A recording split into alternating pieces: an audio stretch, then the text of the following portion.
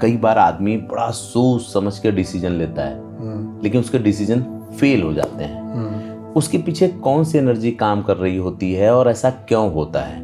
क्या उसके logic fail हो जाते हैं या लॉजिक ही गलत गढ़ता है, लॉजिक एनर्जी के उस अभिभूत होकर के लेता है?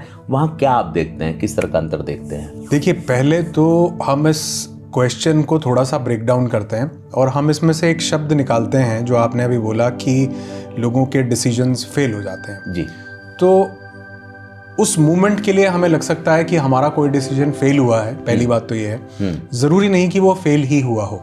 ठीक है। जैसे आपने अपने जीवन में बहुत बार ये देखा होगा, महसूस किया होगा कि कई ऐसी जगहें थी जहां से आपको फेलियर जैसा महसूस हुआ होगा।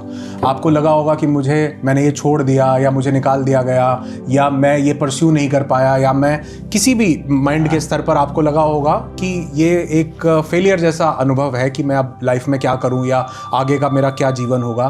लेकिन उसके बाद आपने देखा होगा कि बहुत से रास्ते और नए खुलने थे, इसलिए कुछ रास्ते बंद करने की ज़रूरत होती है। जैसे हमारी अलमारी में बहुत से कपड़े ठुसे रखे हैं, भरे रखे हैं, तो नए कपड़े की जगह तब बनेगी जब पुराने कुछ कपड़े हम हटाएंगे जिनको हम हटाते नहीं हैं। हम लगता है कि कुछ हमने इसलिए रख रखे हैं कि पतला हो जाऊंगा दोबारा तो डाल लूंगा या ये शादी होगी तो ये कर लूंगा।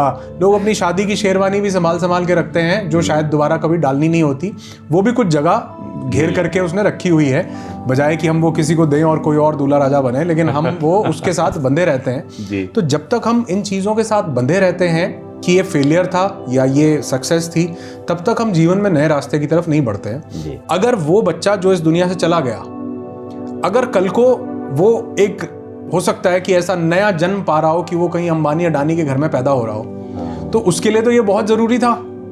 लेकिन अभी ऑन द स्पॉट ऐसा लग रहा है उसको भी और उसके घर वालों को भी कि ये क्या हुआ।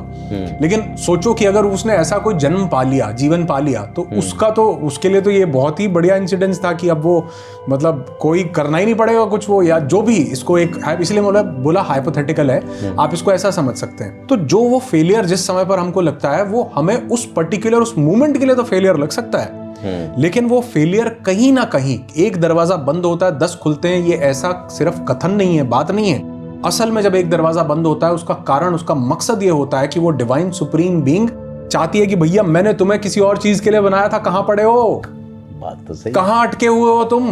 और तुम अपनी मन, अपने बुद्धि, अपने विवेक से ये निर्णय ले ही नहीं पा रहे थे कि तुम आज कहीं और होते। कल या किसके साथ हम बात कर रहे थे कि शंकर जी का एक, शंकर शिव विवाह का एक बचपन में गाना सुना करता था, मेरे पिताजी सुनाते थे, उसकी कैसेट भी थी हमारे पास।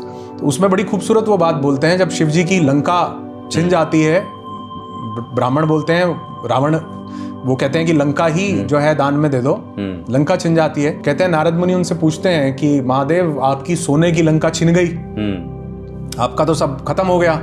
तो बड़ी खूबसूरत लाइन आती है उसमें गाने में, वो जो बनाया हुआ था उन्होंने, वो कहते हैं उसे सदा ही डर रहता है जो ऊंचा चढ़ जाएगा, जो बैठा है धरती पे उसे नीचे कौन गिराएगा।